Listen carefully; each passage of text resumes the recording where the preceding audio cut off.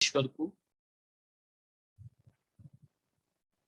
हरिओम तत्सत। सभी के हृदय में बैठे ईश्वर को नमन, वंदन और प्रणाम। और सभी शिव साधकों का, शक्ति साधकों का स्वागत है शिव कथा में।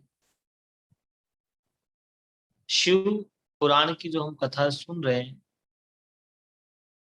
मात्र कथा को इस तरीके से नहीं सुन रहे हैं या इस तरीके से ही नहीं पढ़ रहे हैं जैसी कथा है।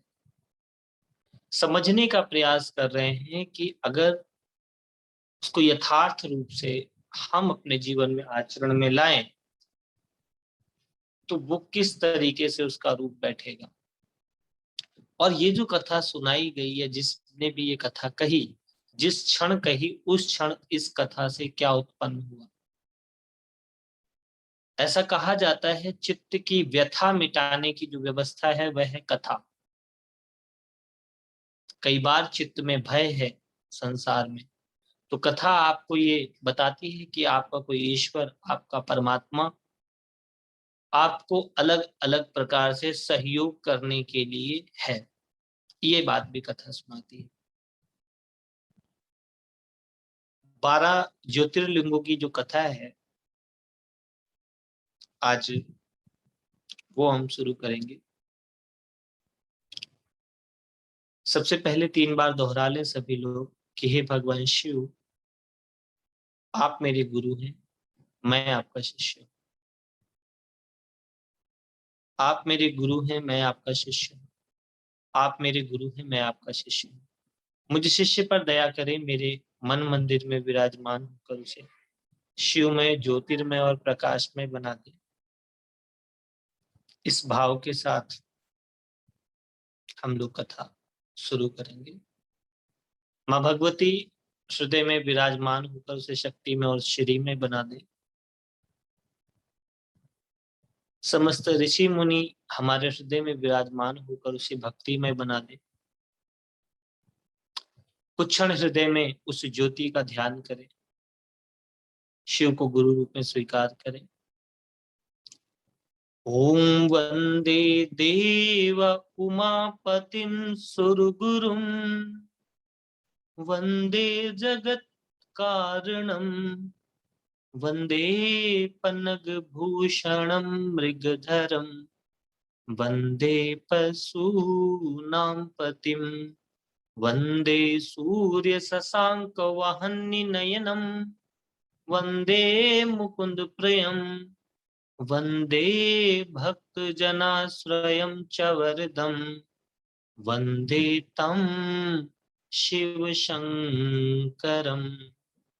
ओम ब्रह्मानंदं परम सुखदं केवलं ज्ञानमूर्तिं द्वन्द्वातीतं गगन सदृशं तत्त्वमस्यादिलक्ष्यम् एकं नित्यं विमलमचलं सर्वधी साक्षिभूतं भावातीतं त्रिगुणरहितं सद्गुरुं तं नमामि।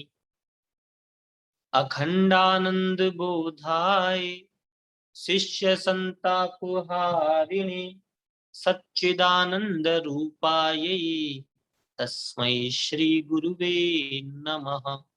तस्मै श्री गुरुवे नमः। मातृवत् लालयित्री च पितृवत् मार्गदर्शिकाः नमस्त गुरु सत्तायै श्रद्धा प्रज्ञायुता च यः। सो उस ईश्वर को मातृवत लालित चाहे गुरुदेव, ऐसे आप हमारे जीवन में आए जिससे एक बच्चे के लिए उसकी माँ होती है। पितृवत मार्गदर्शिका, पिता की तरह हमारा मार्गदर्शन करें। नमस्त गुरु सत्ताये, उस गुरु सत्ता को मैं नमस्कार करता हूँ जो श्रद्धा प्रज्ञा युताचा है, जो मेरे भीतर श्रद्धा भी प्रदान करता है और प्रज्ञा भी प्रदान करता है। इन पुराणों के साथ मेरा ये हमेशा प्रयास रहता है कि मात्र श्रद्धा नहीं, हृदय में प्रज्ञा भी उत्पन्न हो। इस कारण से बहुत से लोगों को कई बार लगता है कि ऐसे थोड़ी होता है, क्या अधिकार है कि आप पुराणों पे ऐसी बात करें। ऐसा भी कई बार लोग कह देते हैं। लेकिन अधिकार तो है। जब हम कहते हैं कि ईश्वर हमारा पिता है, तो अगर आपको कोई बात नहीं समझ आ रही, इसको समझने का भी प्रयास करें, क्योंकि सनातन परंपरा मानने मात्र नहीं, जानने मात्र की परंपरा है, जहां जानने का विज्ञान है।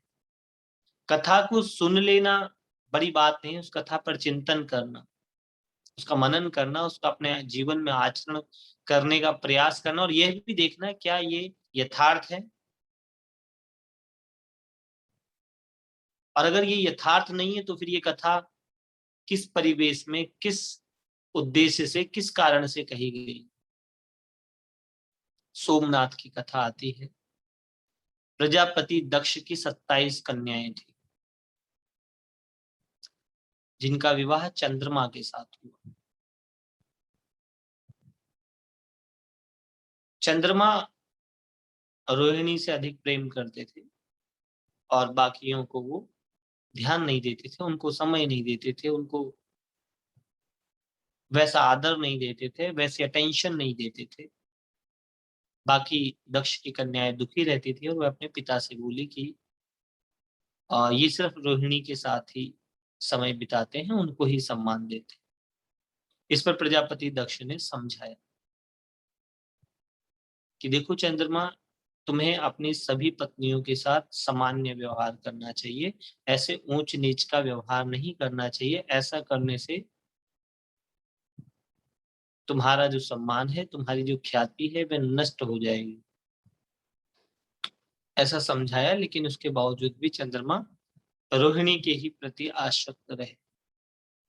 अब 27 नक्षत्र होते हैं, रोहिणी नक्षत्र विशेष नक्षत्र माना जाता है। श्री कृष्ण जी भी कुल रोहिणी नक्षत्र में ही पैदा हुए थे। सो अब जब कथा सुने हम, तो कथा में तो कन्याएं हैं, और चंद्रमा क्या, एक लड़का, एक पुरुष है।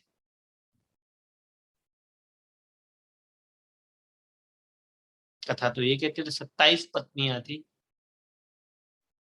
तो इतनी पत्नियां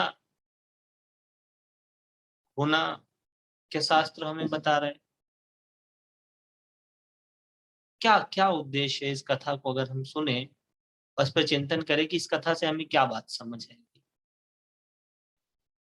उसके बाद फिर दक्ष प्रजापति ने जब देखा कि ये मेरी बात नहीं मान रहे, तो उन्होंने कहा कि चंद्रमा, मैंने तुम्हें समझाया लेकिन तुम नहीं माने, सो मैं तुम्हें श्राप देता हूं, तुम्हें क्षय रोग हो जाए। क्षय मतलब टीबी।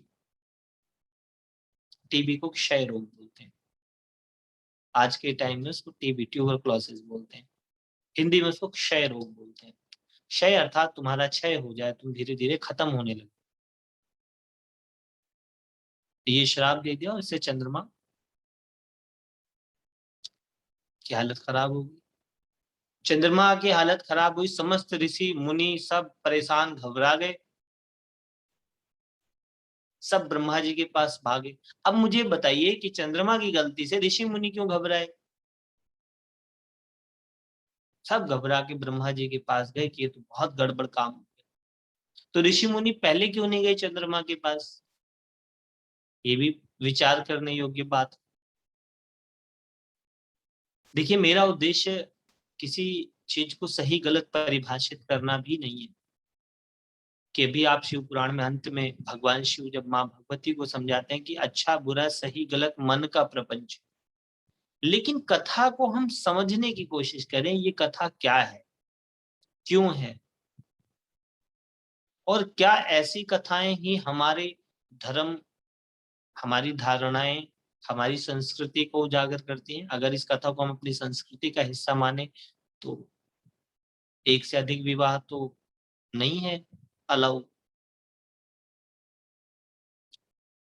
और दूसरी बात, यहाँ इन्होंने कहा कि सभी पत्नियों के साथ सामान्य प्रेम करना चाहिए। आपके जीवन में जितने भी लोग हैं, क्या आप सबके साथ समभाव का व्यवहार कर पाते हैं? नहीं कर पाते। समय सबके साथ समभाव की भावना की जा सकती है, व्यवहार तो हो ही नहीं सकता। आप कभी एकांत में विचार करके देखना कि हम सबके साथ समभाव हो सकते हैं, समव्यवहार कर सकते हैं? नहीं। समभाव अलग बात है, समव्यवहार होना अलग बात है। तो आप समभाव तो कर सकते हैं, नो डाउट। एक बार हम किसी से विनोद में बोले, सबने बोला हम सब एक परमात्मा के बच्चे हैं, आपस में भाई बहन हैं। मैंने कहा एक काम करो, बैग लेके चलते हैं किसी अननोन के घर की घंटी बजाते हैं और बोलते हैं, अरे भाई साहब क्या हाल चाल है, आज से हम तुम्हारे घर रहेंगे। वो क्या, क्यों? हम बता देंगे कि हम एक परमात्मा के बच्चे हैं। अब एक परमात्मा के बच्चे हैं तो उसमें फिर भेद का है बात। लेकिन ये व्यवहारिक बात नहीं, ये हृदय की मानने की बात है, ये भावनात्मक बात है। तो बहुत सारी बातें भावनात्मक और कल्पना या इमेजिनेशन की बात है, यथार्थ नहीं है। यथार्थ में उसका कुछ और मतलब निकलता है, और यथार्थ में उसका मतलब आप अपने विवेक, अपनी समझ, अपने आचरण, अपने परिवेश के हिसाब से लाते हैं। सुसमस्त ऋषि मुनि जब घबराए तो ब्रह्मा जी ने कहा कि भाई दक्ष का श्राप है, ये तो बिल्कुल,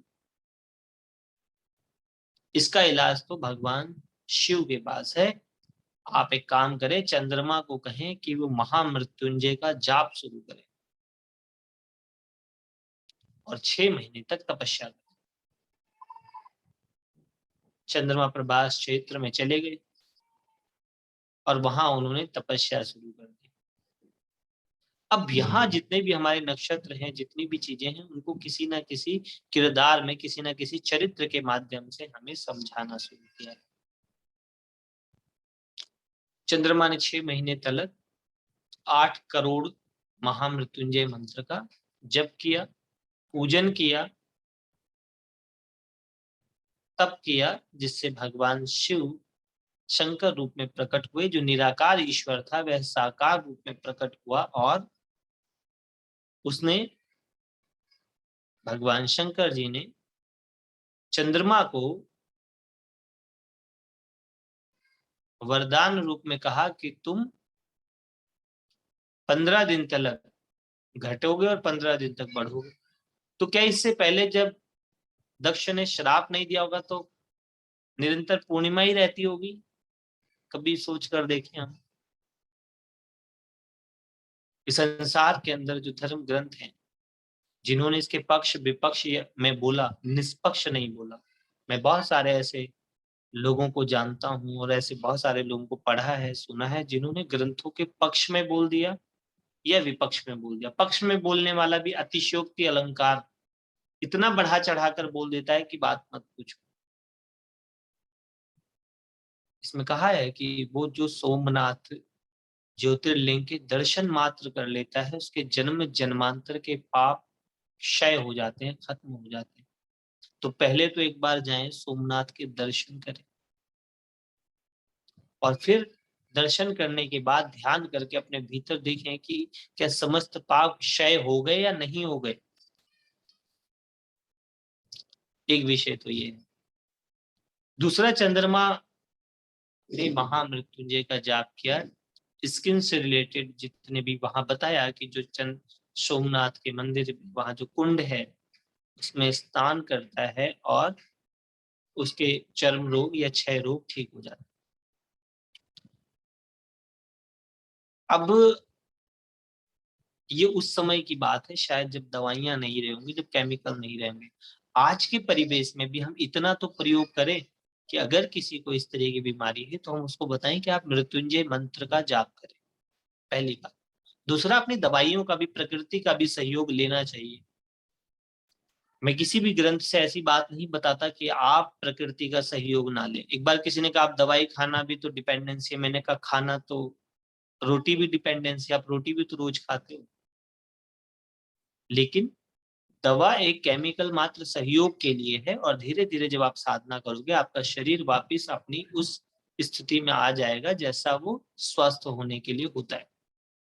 तो यहाँ चंद्रमा, अब चंद्रमा को तो देवता बोलते हैं, वसुओ देवता, रुद्रो देवता, आदित्य देवता, चंद्रमा देवता। तो जो देवता है वो इतना अविवेकी कैसे हो सकता है?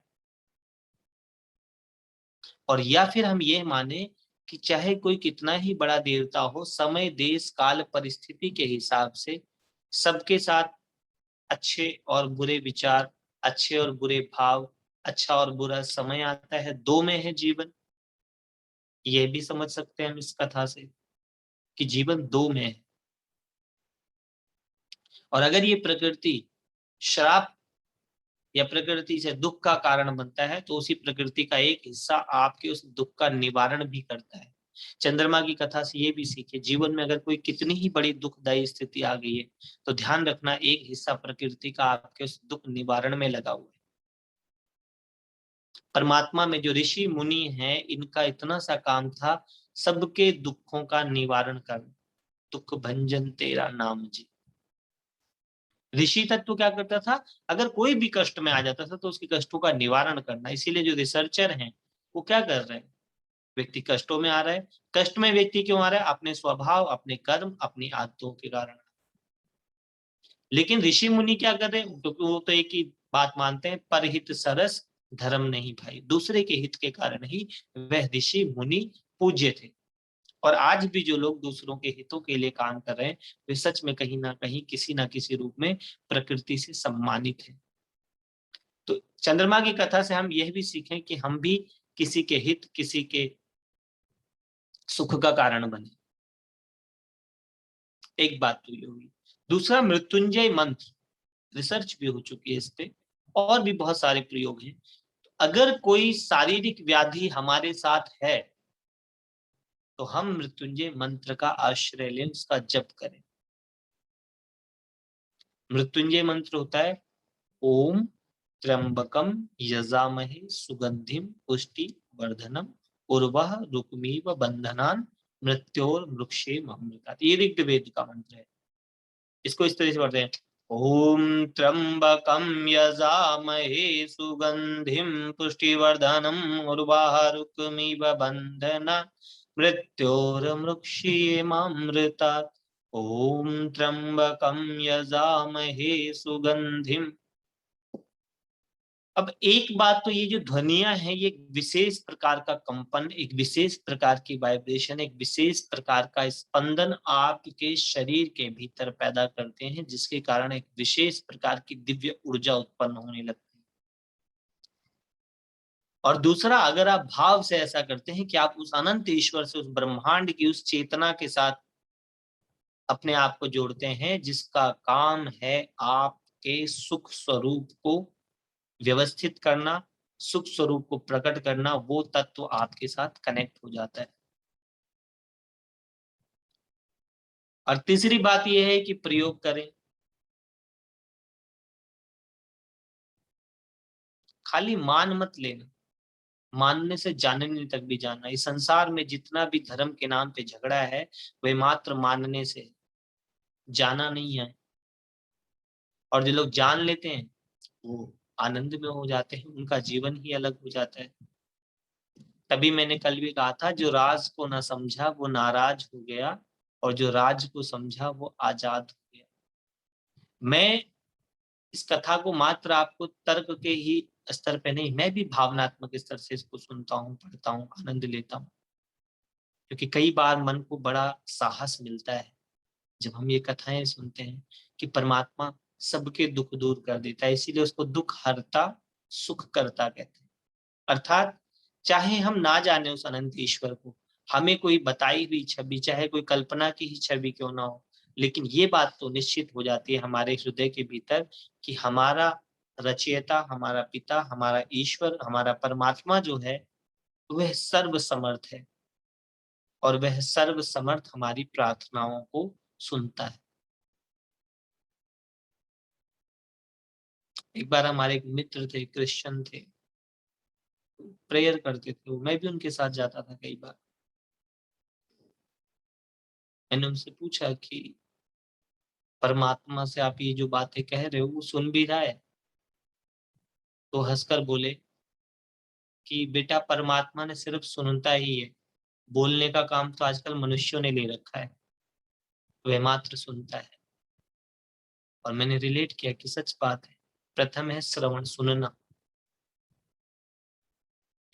सो हम भी अपने ईश्वर की बात सुने, अपने हृदय की ईश्वर को सुनाए। अब चंद्रमा, ज्योतिष की भाषा में अगर मैं देखूं तो चंद्रमा का अर्थ होता है मन। आपका मन प्रिय के साथ रहता है और अप्रिय के साथ नहीं रहना चाहता। मन प्रेय के साथ रहना चाहता है, श्रेय के साथ नहीं रहना चाहता। प्रेय अर्थात जो उसको अच्छा लगता है, श्रेय जो उसके लिए अच्छा होता है। इसलिए इस कथा से हम प्रेय का मार्ग छोड़कर श्रेय का मार्ग लें। प्रेय का मार्ग कितना है? सुबह आराम से बिस्तर में लेटे हुए, बड़ा प्रेय का मार्ग है। बेड पर ही बेड टी ले रहे हैं, अच्छा उसका नाम ही है बेड टी। जो बिस्तर पे ही आप अभी मुंह स्वच्छ नहीं हुआ, आपने अपने आप को साफ नहीं किया, आप एक अलग ही दशा में हैं, पड़े पड़े बिस्तर पे ही ले रहे हैं, तो ये क्या है? ये बेड है। अब ये सब प्रेय अच्छा लगता है, अच्छा लग रहा है, वो जो जीवा को स्वाद है, लेकिन शरीर का तो सारा दिन खराब हो जाता है। बहुत बार आप ऐसा खाना खा लेते हैं जिसकी वजह से आपका सारा दिन खराब हो जाता है। प्रेय तो लगा, स्वाद तो लगा, लेकिन श्रेय तो नहीं था। प्रेय लग रहा है आप रात को आराम से लैपटॉप या टीवी पे देख रहे हैं धड़ाधड़ पिक्चर मूवीज, नींद के साथ सैक्रिफाइस कर रहे हैं। श्रेय तो नहीं है सुबह उठने में शरीर दर्द हो रहा है। प्रेय तो लग रहा है अपने कर्तव्यों को सही से ना निभाना, लेकिन श्रेय तो नहीं है, समाज में अव्यवस्था फैल रही है। तो जो चंद्रमा है, जो मन है, अगर वह प्रेय के मार्ग पर ही जा रहा है और श्रेय का नहीं, तो उसका क्षय होगा, सुकष्ट प्राप्त होगा। ये प्रकृति का नियम है। और उसके बाद जब वो साधना करेगा, तप करेगा, तो पुनः फिर उसकी व्यवस्था ठीक हो जाएगी। और जितनी आपकी अवस्था है वही आपकी व्यवस्था का कारण है, अच्छा और बुरा। तो चंद्रमा अर्थात मन, मन को तप करने की भी आदत डालें, श्रेय का मार्ग लें। श्रेय का मार्ग है अच्छा अध्ययन करना, श्रेय का मार्ग है जीवन को संयमित जीना, श्रेय का मार्ग है। लेकिन प्रेय का मार्ग तो मन मर्जी करना चाहता है। कल एक कक्षा में हम लोग मैं पढ़ा रहा था, तो वहां पर ये था स्वतंत्रता और स्वच्छंदता क्या है। स्वच्छंदता प्रेय है, स्वतंत्रता श्रेय है। श्रेय का अर्थ होता है श्रेष्ठ, सही। प्रेय का मतलब मात्र जो अच्छा लग रहा है। अगर हम देखें तो हमें जो जो अच्छा लग रहा है, वास्तव में आप अगर ध्यान से चेक करेंगे, ध्यान करेंगे, तो आपको पता चलेगा वो अच्छा है नहीं। यह बातें जो है, ये ज्ञान जो है, ये जो समझ जो है, यह हमें इन पुराणों से सीखनी है। इस प्रकार सोमनाथ, अच्छा फिर उसके बाद कहा कि सोमनाथ की कथा जो सुन लेता है वह जन्म जन्मांतर के पापों से मुक्त हो जाता है। तो कथा तो आपने सुन ली, अब क्या आप जन्म जन्मांतर के पापों से मुक्त हो गए? अपने हृदय पे हाथ रखें, हृदय पर ध्यान दें, आंख बंद कर ले और ओम नमः शिवाय का जप करें। ओम नमः शिवाय, ओम नमः शिवाय, ओम नमः शिवाय, ओम नमः शिवाय, हर हर भोले नमः शिवाय, ओम नमः शिवाय, ओम शिवाय नमः, ओम, ओम नमः शिवाय, शिवाय नमः, ओम, ओम नमः शिवाय, शिवाय नमः, ओम। हृदय में बैठे शिव से पूछें कि हे भगवान, ये चंद्रमा की कथा मैंने सुन ली, क्या मैं हो गया मुक्त? और हे ईश्वर, अगर ये सत्य है तो मैं समस्त पाप कर्मों से मुक्त हो जाऊं, चंद्रमा की तरह मेरा भी मन निर्मल हो जाए, ईश्वर भक्ति में लग जाए। ऐसी प्रार्थना, ऐसा भाव करें।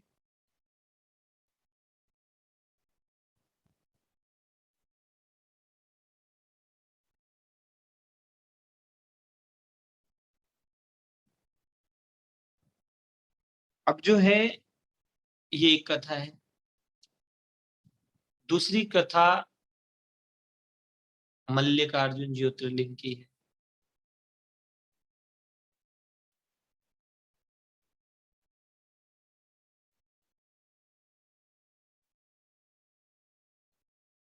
देखिए,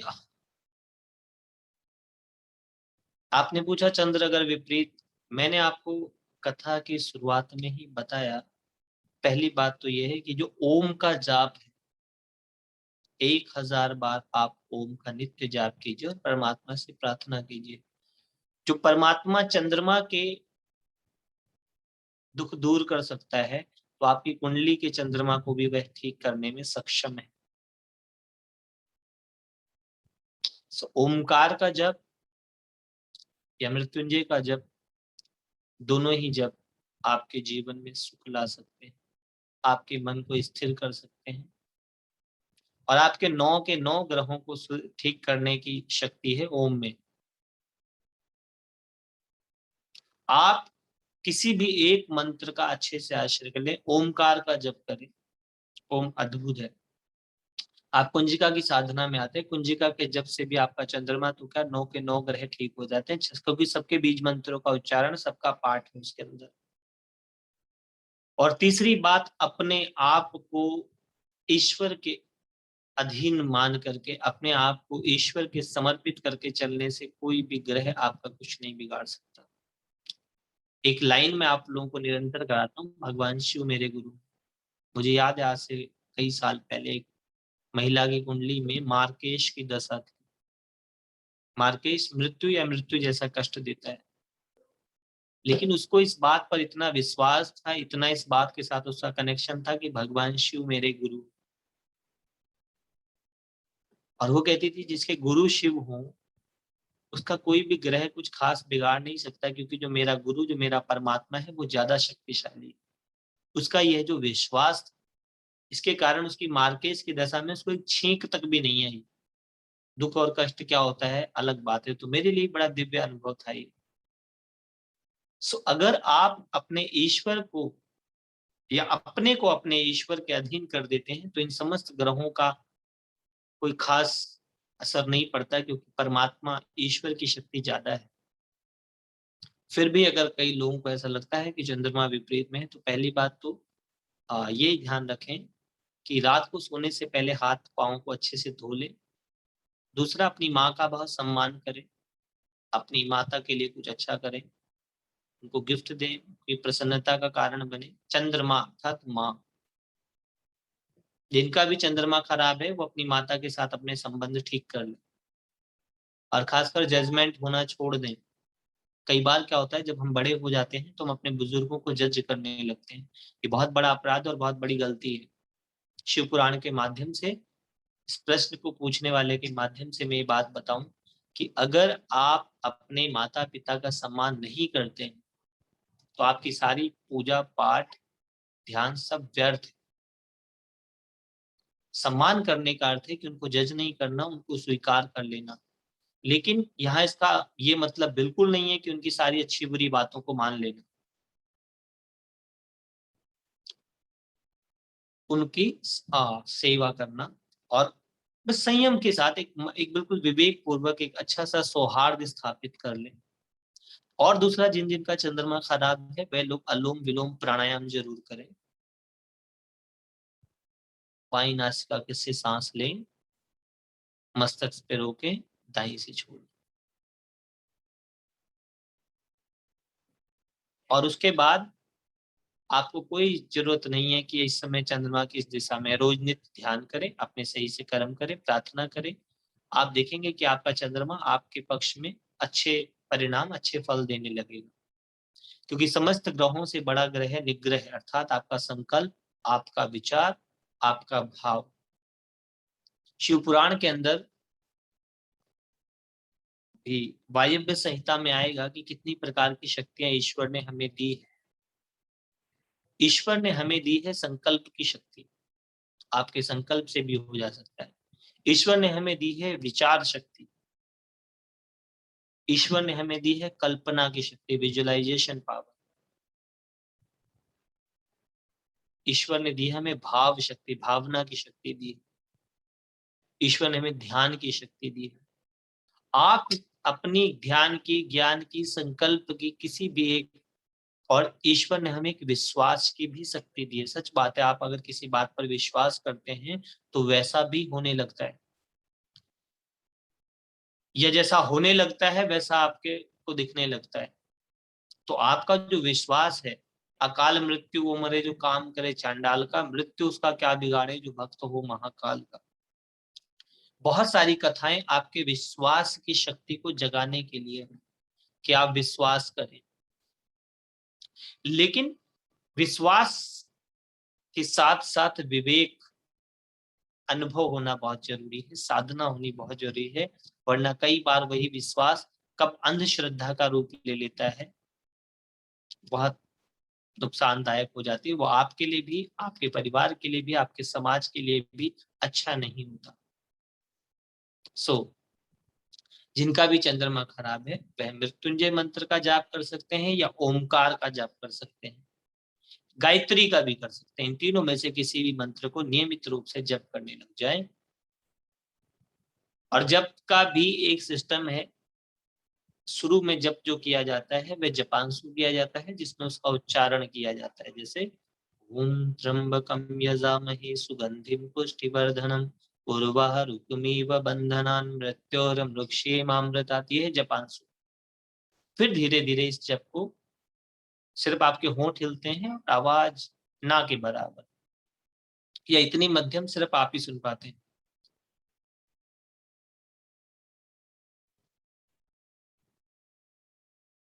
तीसरे चरण में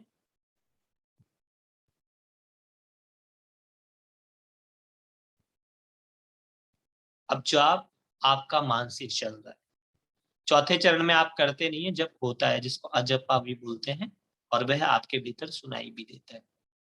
तो चौथा चरण अपने आप घटित होता है, उसमें आपके प्रयास नहीं है, लेकिन आप इन 3 चरणों में जप करें। फिर जप के साथ कुछ नियम है, वह भी आपको फॉलो करने। जैसे आप जप कर रहे हैं तो व्यर्थ बातें ना करें उन दिनों। खासकर किसी संकल्प, किसी अनुष्ठान में जब आप जप करते हैं तो व्यर्थ की बातों से बचें, गॉसिप से बचें। उतनी ही बातें करें जितने की जरूरत है। खान पान का विशेष ध्यान दें, मांस मदिरा का सेवन ना करें।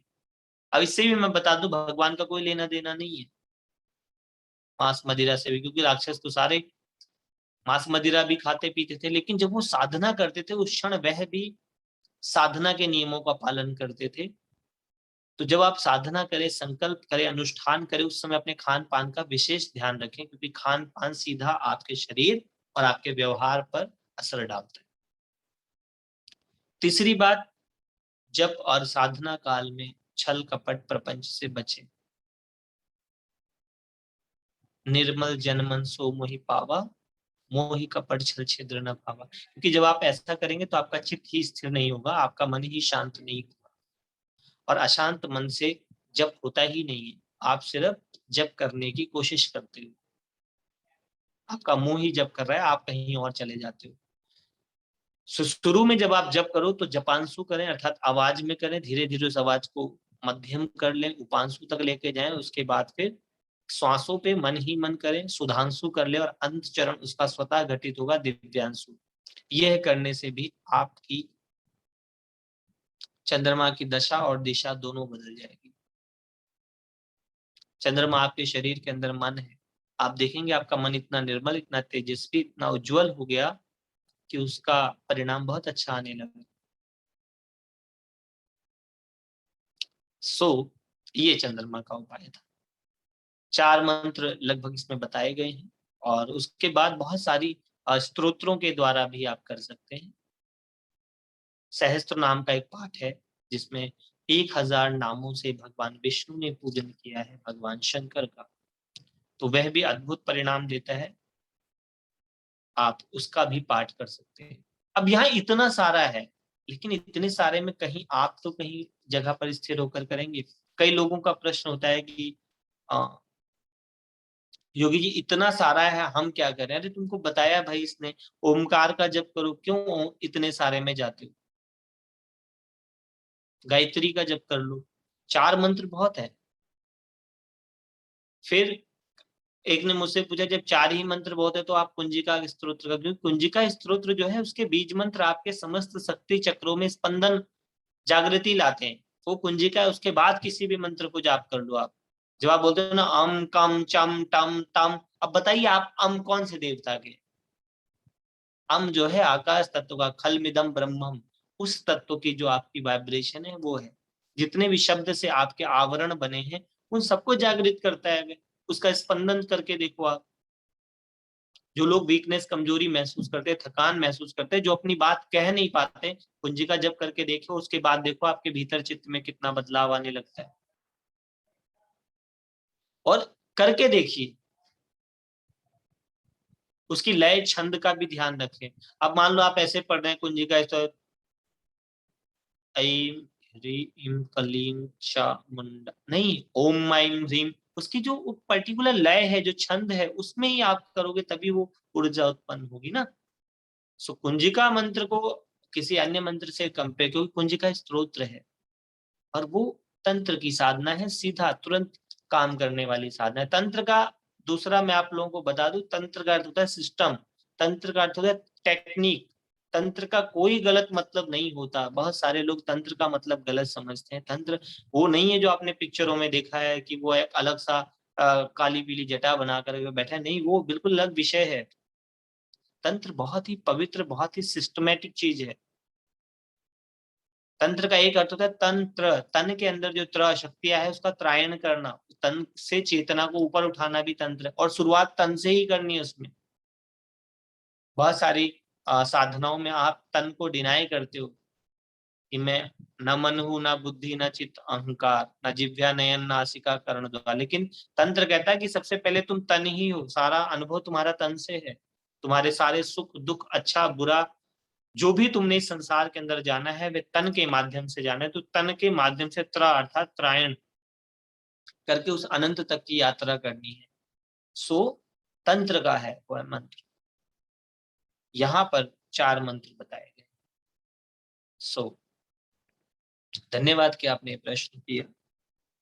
अब यहाँ दूसरा जो बताया वह था मल्लिकार्जुन ज्योतिर्लिंग का, कि जब गणेश जी का विवाह हो गया तो कार्तिकेय जी नाराज होकर चले गए। ये तो गलत बात है। गणेश जी की कथा से हम एक बात और समझ ले, don't do hard work, only do smart work. Hard work किया कार्तिकेय जी ने, चल दिए अपने मोड़ पे बैठ के, यहाँ गए वहां गए। कई बार हम लोग भक्ति में भी ऐसे ही करते हैं, बड़ी दूर दूर की यात्राएं करते हैं, लेकिन शांत चित बैठकर उस ईश्वर का ध्यान नहीं करते। और गणेश की कथा से मैं हमेशा कहता हूँ कि भगवान को अपना माता पिता मानो, या अपने माता पिता में भी भगवान देखने का, भगवान का अंश, भगवान का रूप, स्वरूप नहीं रूप देखने का प्रयास करें। आप पाएंगे कि हाँ, सच में कुछ अंशों में माता पिता भगवान जैसे ही होते हैं। भगवान नहीं होते, ये बात अच्छे से समझ ले, भगवान नहीं होते। भगवान तो समस्त सृष्टि का जो रचयिता है वह बिल्कुल ऊपर है, लेकिन उसका अंश, उसका एक रूप, एक अंश तो हमारे माता पिता में भी है, जिनके माध्यम से हमारा शरीर उत्पन्न हुआ है, और वो सच में हमसे प्रेम करते हैं और हमारे लिए बहुत कुछ करते हैं। तो हमें उनका सम्मान करना चाहिए। व्यवहारिक दृष्टि से हमें गणेश की कथा यही बताते हैं कि अपने माता पिता को सम्मान देना, उनको पूजनीय मानना, आपके जीवन के अंदर शुभ लाभ, रिद्धि और सिद्धि को प्राप्त प्रदान करता है। रिद्धि इसको बोलते हैं, सिद्धि एक्सेलेंस को बोलते हैं। शुभ आपके जीवन में, और लाभ, चारों चीजें इस एक कर्म से मिलती है। जो व्यक्ति अपने माता पिता का सम्मान करता है, सच में उनको ये चारों चीजें मिलती है। मेरे अपने देखे में ऐसे बहुत सारे लोगों को जानता हूँ जो अपने माता पिता का बहुत सम्मान करते हैं। उन्होंने जीरो से हीरो तक का सफर तय किया है। और मैंने ऐसे लोगों को भी देखा है जो अपने माता पिता का सम्मान नहीं करते, हीरो होते हुए भी मानसिक इतनी यातनाएं हैं, इतनी पीड़ाएं हैं, इतने कष्ट हैं, पूछो मत। सब कुछ होते हुए भी जीवन में सुख नहीं है। सो इस पुराण से हम ये भी समझे कि हम अपने बड़ों का सम्मान करें, उन्हें प्रेम करें, कुछ क्षण उनके पास बैठे, उनकी भी बातें सुन ले।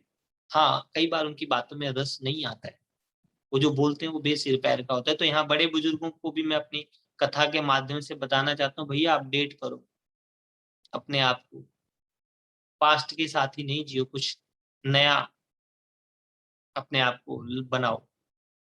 कई बार मैं विनोद में, मजाक में ये बात बोलता हूँ कि बच्चे जो है ना वो 4G हो गए, और पेरेंट्स जो है वो 2G हैं।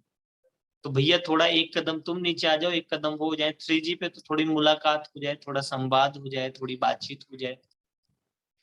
कुछ कुछ ऐसी क्रियाएं भी जरूर करें जिसमें आप लोग व्यवहारिक स्तर पर एक दूसरे के साथ कनेक्ट। जहां पर भावनाओं का आदान प्रदान हो, जहां प्रसन्नता का माहौल हो, यह भी एक प्रकार की भक्ति है। इसका उदाहरण है श्रवण कुमार। अपने माता पिता की प्रसन्नता से भी उसने संसार में बहुत नाम मान कमा लिया।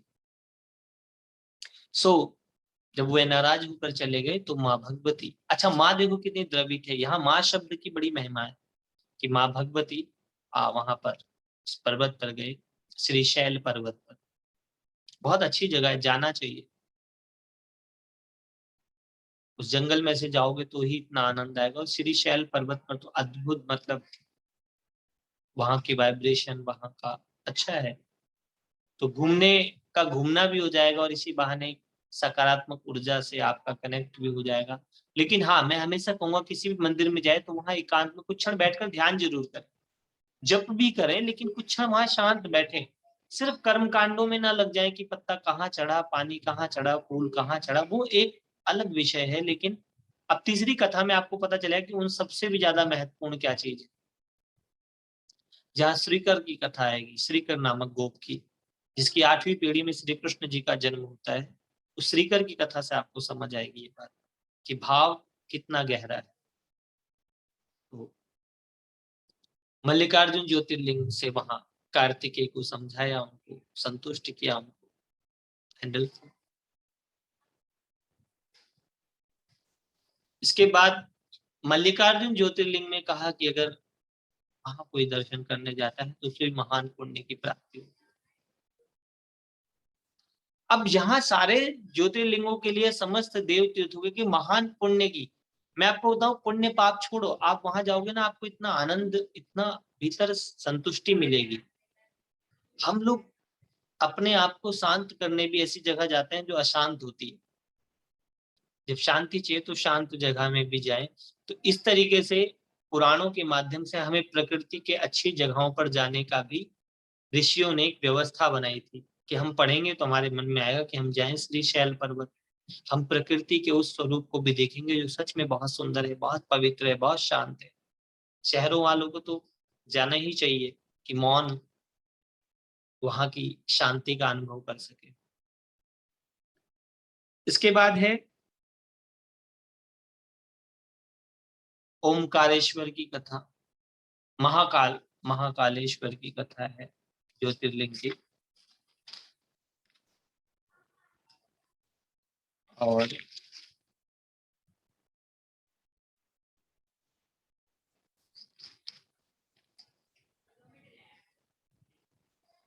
महाकालेश्वर से पहले भी एक और भी कथा है, वो भी बड़ी अच्छी है,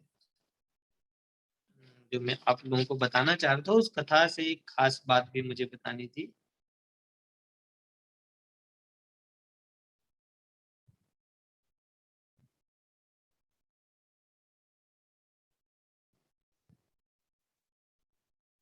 हम्म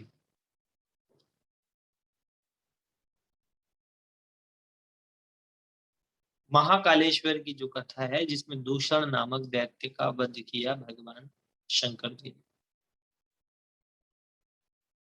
अच्छा, वे दूषण ब्राह्मणों को मारने आया था, ब्राह्मण भक्त थे। और 4 थे वे, देवप्रिय, प्रिय मेधा, सुकृत और सुव्रत।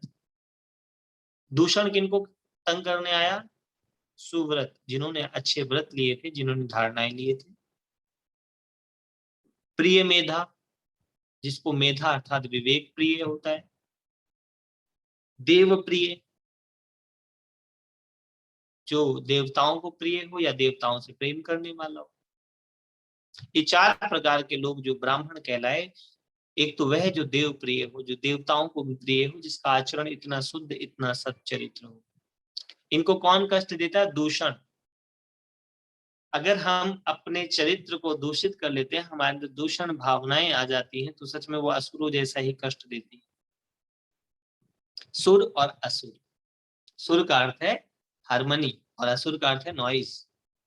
तो एक साधक भी अगर दूषण, उसके भीतर दूषण आ जाए तो कैसा कैसा काम करेगा वो। अब कथा में यहाँ बताया कि दूषण दैत्य ने जब इनको त्राण देने की, कष्ट देने की कोशिश करी, उनको परेशान किया, तो इन्होंने भगवान शिव का ध्यान किया, महाकाल पैदा हुए और कौन सा, हुंकार से ही उस दैत्य को भस्म कर दिया। हुम एक शब्द है, एक मंत्र बनता है। आपने इसमें हुम पढ़ा भी था। मंत्रों की 10 विध क्रियाओं में हुम का एक जगह पर जिक्र आया था। माँ भगवती ने भी समस्त असुरों को हुम की ध्वनि से कई करोड़ असुर नष्ट कर दिए थे। तो जो हुम ध्वनि है, हुम जो है आपके भीतर बहुत शक्ति उत्पन्न करती है, इम्यून सिस्टम को बूस्ट कर देती है। अगर हम मेडिकल की भाषा में कहें, करके देखना चाहिए।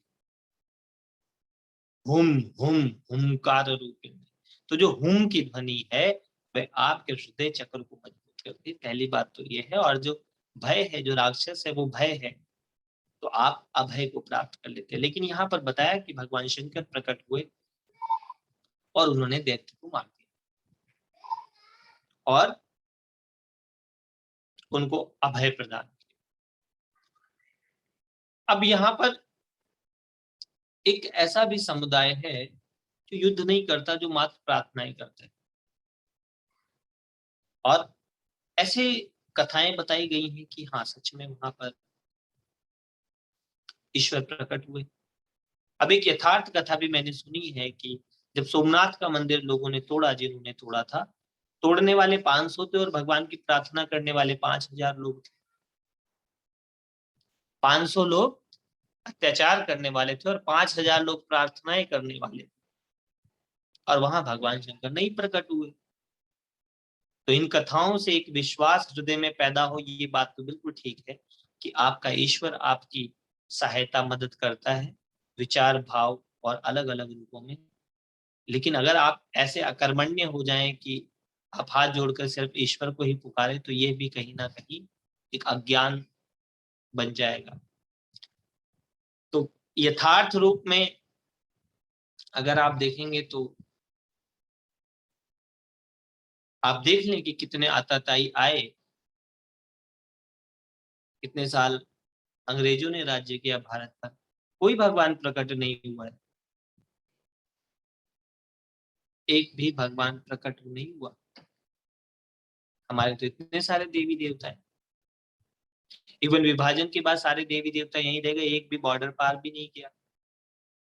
तो हम कम से कम यह भी कथाओं के माध्यम से समझ लें कि यथार्थ इनका कुछ और अर्थ निकलता है। यथार्थ अर्थ ये निकलता है कि एक तपस्वी व्यक्ति के चित्त में अगर दूषण वृत्तियां आ गई हैं, तो वो शिवत्व की साधना से दूर होती है। अर्थात उसके हृदय का जो शिवत्व है, शिव तत्व जब जागृत होता है, हुम हृदय चक्र में जब हुंकार की ध्वनि होती है, तब वह दूषण स्वतः नष्ट हो जाता है। ये एक विषय है। लेकिन अगर समाज में कुछ दूषण हो रहा हो, तो आपको भी हुंकार भरनी पड़ेगी, आपको भी उसके लिए प्रतिकार करने के लिए आगे आना पड़ेगा। वहां पर ऐसी उम्मीद नहीं रखना कि सब काम परमात्मा कर लेगा। इसको विवेक की दृष्टि से भी लेना, क्योंकि अविवेक जो है वो मनुष्य को कल्पनाओं में ही घुमा देता है। ऐसी बहुत सारी कथाएं हमारी हैं कि जिसमें हमें ऐसा लगता है कि हमारे जीवन के समस्त युद्ध हमारे देवी देवता लड़ेंगे। वास्तव में आपके जीवन के युद्ध आपको स्वयं लड़ने पड़ते हैं। साधना करके आप ईश्वर तत्व से, प्रकृति से वो शक्ति, वो सामर्थ्य प्राप्त कर लेते हैं। आपका हृदय चक्र, आपके अंदर की ऊर्जा, आपका संकल्प, आपका विवेक, यह सब पुष्ट होता है। लेकिन ऐसा नहीं है कि आपके लिए लड़ने के लिए ईश्वर आ जाएगा। और जिन लोगों ने ऐसा सोचा है, वे हमेशा जीवन के अंदर कष्ट और पीड़ा में रहे। आप अपने ईश्वर, अपने परमात्मा से प्रार्थनाएं करते, बिल्कुल अच्छी बातें करनी चाहिए। इससे आपके आत्म तत्व का विकास होता है, आपकी चेतना, आपकी कॉन्शियसनेस बढ़ती है। लेकिन आप अकर्मण्य हो जाएं, ये कथा नहीं सिखाती आप। और मजे की बात है कि ये दिमाग में फिट बैठ जाता है कि अरे प्रभु आएंगे। समर्थ गुरु रामदास जी ने जो हनुमान जी के मंदिर बनाए थे, उसका कारण यही था कि आप साधना करें, आप एक्सरसाइज करें, आप मजबूत बने।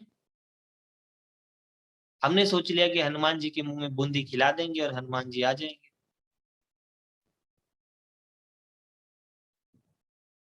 तो विश्वास से भी आपके भीतर ऐसे केमिकल, ऐसे ऊर्जाएं आती है, लेकिन पूर्ण रूप से ऐसा नहीं है कि आपके लिए ईश्वर युद्ध करने आएगा।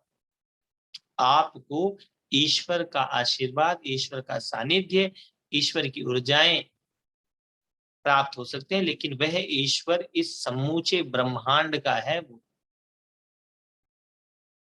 और हर एक कथा हमें ये बताती है कि दुष्टों का विनाश होता है।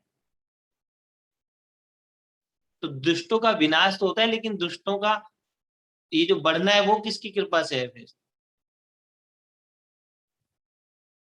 तो आपको समझ आएगा, इस प्रकृति, इस समष्टि के अंदर सबको जगह दी है इस कुदरत ने, और सबको अपने जीवन के अंदर तप करना पड़ेगा। तप के साथ साथ अपने जीवन का युद्ध भी लड़ना पड़ेगा। एक बार मैं ये बात कहीं बता रहा था कि जीवन के युद्ध भी लड़ने होते हैं, तो किसी ने मुझसे कहा कि बुद्ध ने कौन सा युद्ध लड़ा? मैंने कहा बुद्ध ने भी युद्ध लड़ा, अपने भीतर आंतरिक विकारों का, विचारों का, भावनाओं का, मान्यताओं का एक बहुत बड़ा युद्ध बुद्ध ने भी लड़ा है, जो भीतरी युद्ध था। मारा से लड़ा उन्होंने। मारा अर्थात आपके भीतर का अज्ञान, आपके भीतर का अहंकार, आपके भीतर का भय। बुद्ध ने उससे युद्ध लड़ा। सो हम सबके जीवन में युद्ध भी होगा और बुद्ध भी होगा। तो चाहे युद्ध का मार्ग लें या बुद्ध का मार्ग लें, दोनों ही मार्ग में शुद्धता, सच्चरित्रता और साधना को हमेशा अपने साथ रखें। इन कथाओं के माध्यम से मैं आपको ये बताना चाहता हूं, और मैंने अभी तक यही समझा है। और एक बात मैं बता दूं, जो कुछ भी मैं आपको बता रहा हूं, मेरे गुरुदेव कहा करते थे, ये आज का सत्य है। समय, देश, काल, परिस्थिति के हिसाब से इनकी व्याख्याएं और इनकी परिभाषाएं बदल जाएंगी। एक चीज जो आज सही है, हो सकता है वह कल सही ना हो। और जब आप किसी पुरानी परंपरा को ही अपने कल को अपने आज पर चिपकाते हैं, तब आपका आज भी डिस्टर्ब, कल भी डिस्टर्ब। अगली कथा जो है, जिस श्रीकर की जो कथा है, जहां पर चंद्रसेन एक राजा थे।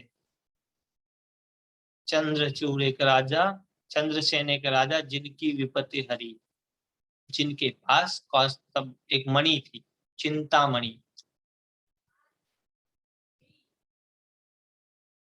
अब हम सब भी मन में सोचे कि क्या ऐसी चिंतामणि है, कहाँ मिलती है चिंतामणि, कहाँ गई वो सारी चिंतामणियां जो समस्त चिंताओं को हर लेती थी, या समस्त चिंताओं को बिल्कुल क्लियर कर देती थी। ऐसा कुछ तो बिल्कुल ऐसी चीजें होती, ऐसी दिव्य चीजें होती हैं, लेकिन कहाँ होती हैं? क्या वह आम आदमी के हृदय तक विराजमान है? एक राजा जो इतना बड़ा शिव भक्त था, उसके पास चिंतामणि थी, और जो जब वो पहन के बैठता था तो पूरे राज्य में उसका और अपने दरबार में अद्भुत उसका स्वरूप नजर आता था। ऐसा लगता था कि सूर्य का तेज उसके चेहरे पर निकल रहा है। और एक बार उसके समस्त अन्य जो उसके सहयोगी थे, वह सब उस मणि को छीनने के चक्कर में, उसको लूटने के चक्कर में सेना लेकर के उसके राज्य को चारों तरफ घेर लिया। राजा चंद्रसेन भगवान शिव से मदद लेने के लिए मंदिर गए। मैं कई बार इन कथाओं को पढ़ता हूँ तो मुझे ऐसा लगता है, शायद जिन कारणों से सनातनी लोग बहुत सारे लोगों से हारे, उसका एक कारण यह भी है कि वो ऐसी कहानियों के साथ जुड़े रहे, ऐसी कल्पनाओं के साथ जुड़े रहे कि उनका युद्ध ईश्वर ही लड़ लेगा। चाहे वो रामायण, चाहे वो महाभारत। और भी कई लोगों को मैं अक्सर बोलता हूँ, वो कहते हैं सिर्फ जप कर लो आप 16 माला, बात खत्म। तो यहाँ ये बात सोचने की है कि श्री कृष्ण जी अर्जुन को माला जप करने का उपदेश नहीं देते हैं, ज्ञान ध्यान सब बताते हैं, उसके बाद कर्मण्येवाधिकारस्ते, कर्म करने का उपदेश देते हैं। तो शिव पुराण से भी आप लोग अपने व्यक्तिगत कर्मों को जरूर ईमानदारी और दायित्व को भी सही से निभाएं, और ईश्वर को प्रार्थना के साथ साथ ऊर्जा रूप में, आश्रय रूप में, ज्ञान रूप में तो ले, लेकिन अपने जीवन का युद्ध आप ही लड़ना होगा।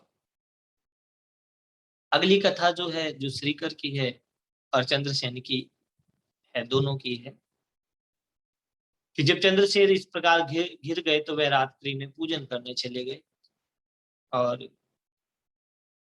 उसके बाद वहां पर एक ग्वाला अपनी माता के साथ था। उन्होंने देखा चंद्रसेन की पूजा को और उसके मन में बड़े भाव आ गए और उसने भी एक पत्थर को शिवलिंग मान करके पूरे भाव के साथ मन से कल्पना करके चीजें अर्पित कर करके भगवान का पूजन किया।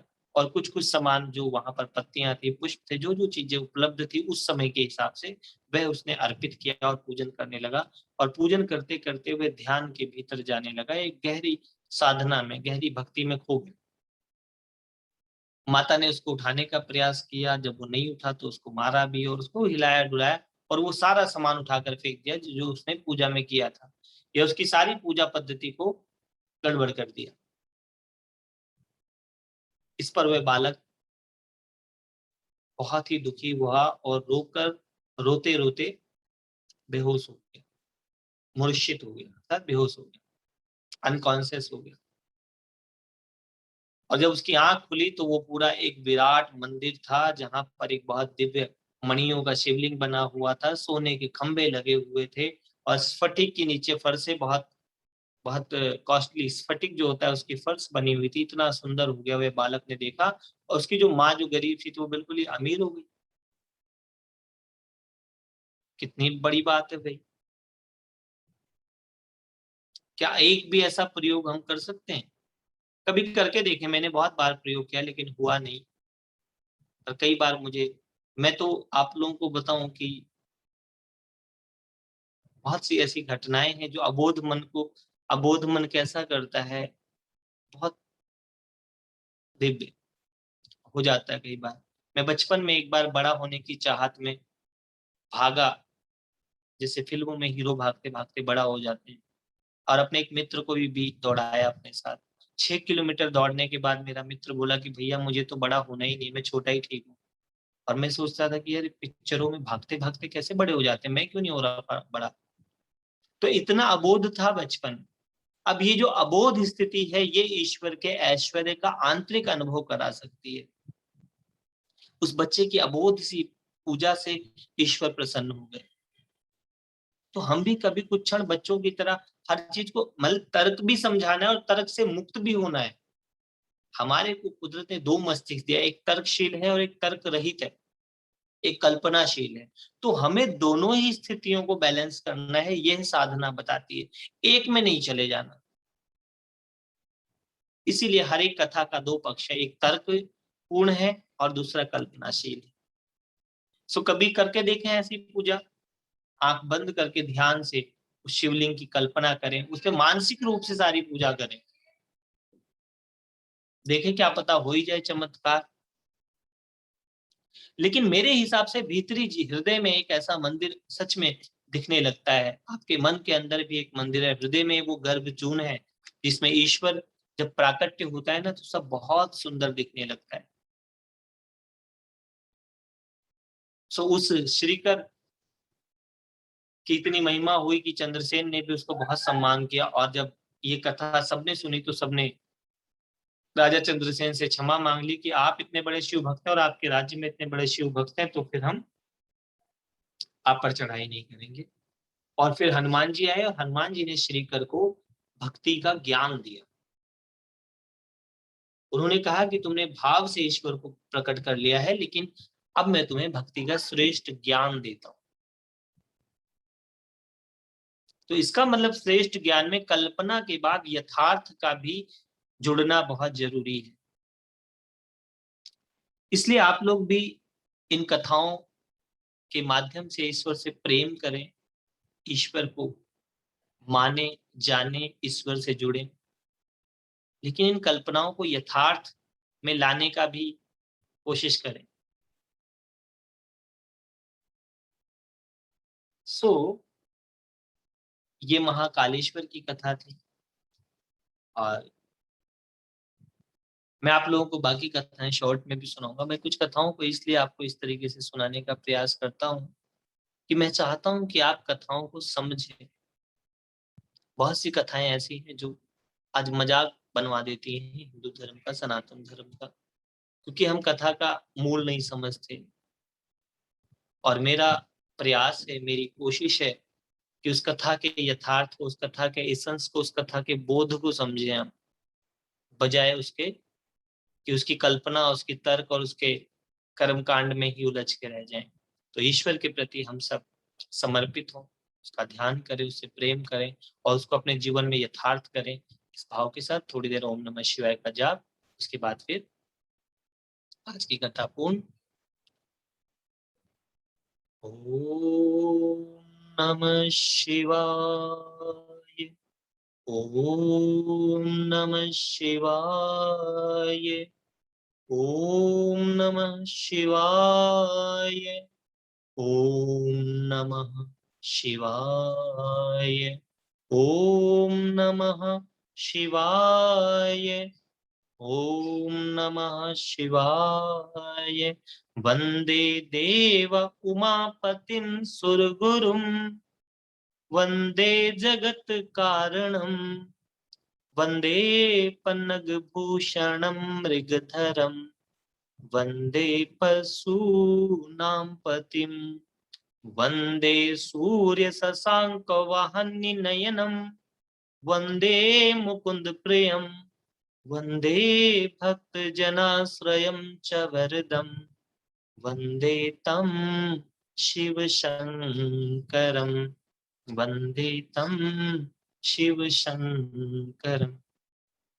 सभी के हृदय में विराजमान ईश्वर को मेरा नमन, वंदन और प्रणाम। आज की कथा यहीं तक। कौन बताएगा कि आज की कथा से क्या बात समझ है?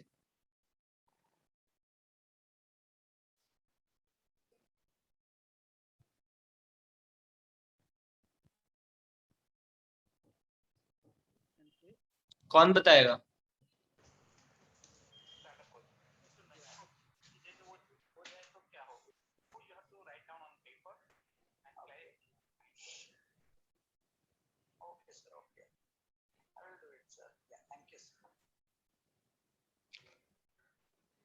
सर, जैसे चंद्रमा की स्थिति बदली भगवान ने, वैसे ही भगवान हम लोगों की भी दुख दूर कर सकते हैं। जैसे चंद्रमा की भगवान ने बदली, वैसे हमारी बदल सकती है। दुख दूर कर सकते हैं। एक बात और समझ लें कि जैसे चंद्रमा उस स्थिति में गए अपने व्यक्तिगत कारणों से, और चंद्रमा की स्थिति भी बदली व्यक्तिगत प्रयास के कारण, तो अब यहाँ पर ईश्वर क्या करता है? आपके प्रयासों को सार्थक कर देता है। चंद्रमा ने तप किया जब उनको विवेक आया, तो ईश्वर हमारी समस्त परिस्थितियों को बदल सकता है, लेकिन उसमें हमें अपने व्यक्तिगत प्रयास और अपने व्यक्तिगत तप को भी बढ़ाना पड़ेगा, करना पड़ेगा तब। और वेरी, भगवान ने चंद्रमा को अपने मस्तक पे भी जगह दे दी। हाँ, भगवान ने चंद्रमा को अपने मस्तिष्क पे जगह दे दी। जिस क्षण आप अपने अज्ञान का त्याग करके ईश्वर की साधना करते हो, सच में आप सबको ईश्वर अपने मस्तिष्क पर सजा लेता है, अर्थात उसका तेज आपके चेहरे में दिखने लगता है। बिल्कुल ठीक बात है। तो और कोई बताएगा या? जिस भाव से हम भक्ति करते हैं उसी भावना से भगवान उसका फल देते हैं। हाँ जी, जिस भाव से हम भक्ति करते हैं, हाँ, जो हमारी भावना होती है, उसी के अनुसार भगवान हमें फल देते हैं। जिस भाव से आप भक्ति करते हैं उस हिसाब से आपकी प्राप्ति होती है। बिल्कुल ठीक बात है। पर आज की कथा बताती है कि भाव के साथ साथ हमें विवेक भी प्रयोग करना चाहिए, क्योंकि अगर खाली भाव बिना विवेक के होगा तो उससे कई बार बहुत सारी गड़बड़ भी हो जाती है। और बहुत सारे जो आज समाज में धर्म के नाम पर या ज्ञान के नाम पर जो द्वेष है, झगड़ा है, वो भाव के कारण ही है। एक व्यक्ति इतनी भावना में चला जाता है कि वो विवेक का प्रयोग ही नहीं करता, और इसीलिए जो लोग भावुक होते हैं वो एक क्षण में इतने प्रसन्न और दूसरे क्षण में गड़बड़ हो जाते हैं। क्षणे रुष्टे क्षणे तुष्टे, रुष्टे तुष्टे क्षणे क्षणे, अर्थात एक क्षण में नाराज होना, एक क्षण में मान जाना भावना है। तो भक्ति को हम पूरे भाव के साथ करें, लेकिन कथा ये कहती है कि उसमें विवेक का भी प्रयोग करें। बहुत अच्छा। धन्यवाद, दो लोगों ने बताया। और मैं आप लोगों से प्रश्न इसीलिए करता हूँ कि ताकि मुझे लगे कि आप लोगों के चित्त में कितनी बात जा रही है, उसको थोड़ा सा मैं भी समझ पाऊं और मैं और सरल तरीके से आपको बता पाऊं कि इन कथाओं के पीछे का उद्देश्य क्या है, इनका मर्म क्या है, इनका मतलब क्या है, और क्या इतना ही सच में इतना सस्ता है कि आप थोड़ी सी एक कथा सुन लेते हैं, एक कहानी सुन लेते हैं और जन्म जन्मांतर का सब ठीक हो जाता है, या इसके पीछे सिर्फ एक इंडिकेशन है, एक इशारा है और कुछ और भी है इसके अलावा।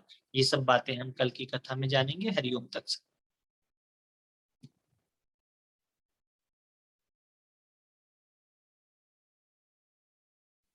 डिलीट हो जाते हैं, रिमूव हो जाते हैं, डिसअपियर हो जाते हैं, यानी कि वो काम नहीं कर रहे होते, तो उसकी ब्रेन में वो ज्यादा कहते नहीं है।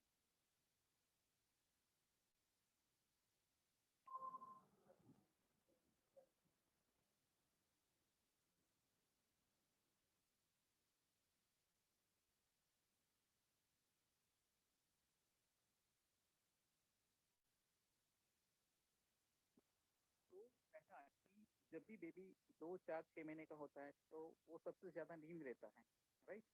बट जैसे जैसे वो